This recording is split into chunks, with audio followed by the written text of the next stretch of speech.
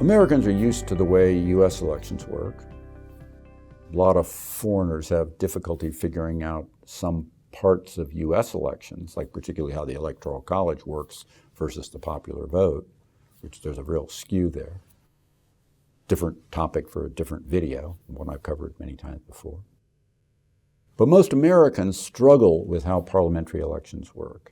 And Europe, of course, is a parliamentary system, and most of Europe is a varied, multi-party parliamentary election.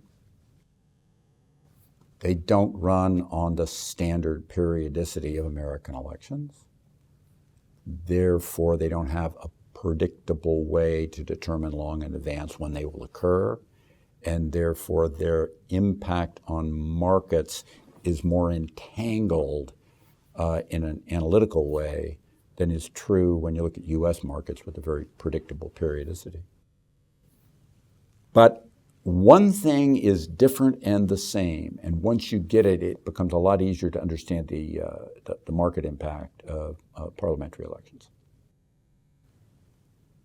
When you have parliamentary elections, you can think of the voting universe ideologically as like a normal population or bell curve, where on one side you've got, as you're looking at me, the center left, and over here you've got the center right, and then more fringy left and right parties. And in the end, when you have the local elections, they're voting for members. And the question becomes which parties get how many members in the parliament. Now, if I'm just going to make this example on the center left, it wouldn't make any difference if I did it on the center right, it worked the same way. If the center left party can join with a further party to the left to get majority, then they get control. If they can't, then they have to join with some party on the right if they want to get control. Sometimes 2-3 parties will join together to try to get control. But it's all about the parties who don't by themselves have majority, which is almost always the case these days. Not always, almost always. Working with another party. What's happening in Europe right now is a parliamentary form of gridlock, the same as we have in America, just structurally done differently. It's parliamentary gridlock where a party of one ideology, like center-left or center-right, gets the majority by joining forces with the party of the opposition ideology, a fringe party of the opposition ideology. In doing so, they can't actually muster much control. They can't get legislation through in a market way. And as I've said for decades, stock markets in particular, like it when there's a lack of uncertainty, increasing lack of uncertainty, stability.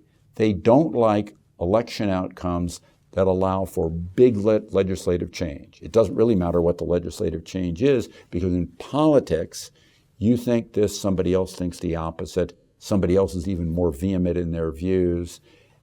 We all think we're right, but in the end, in politics, when we legislate, everything we do, whether it's good or bad in the long term, in the short to intermediate term, takes from somebody to give to somebody else. And the people that are taken from hate it more than the people who are given to like it, because people inherently hate losses more than they love gains. Behavioralists have proved this a long time ago.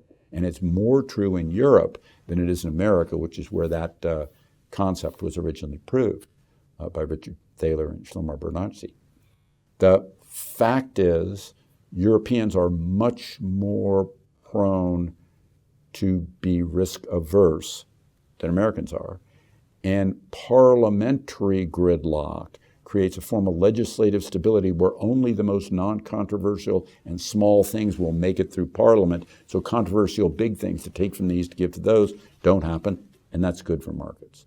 It's one of the reasons why, for example, this year, where more of this is going on almost every election, is generating parliamentary gridlock. We're seeing a world where European markets are doing particularly well, and country after country has hit new all-time highs in a world where a lot of people in America, where it's been tech that's led the market up mostly, can't quite envision how that's happening in Europe when there's very little tech in almost all of Europe, and a lot of countries that have almost no tech at all are hitting all-time high. But the parliamentary gridlock that we see there, which is only different in form from U.S. gridlock, which started for America in 2022, is a bullish feature. Is it the only feature? Of course not. Is politics ever the only feature? No, of course not. But the gridlock creates, in terms of legislation, a reduction in uncertainty, which is a bullish feature for stocks. Thank you for listening to me. This is Ken Fisher. Subscribe to the Fisher Investments YouTube channel if you like what you've seen. Click the bell to be notified as soon as we publish new videos.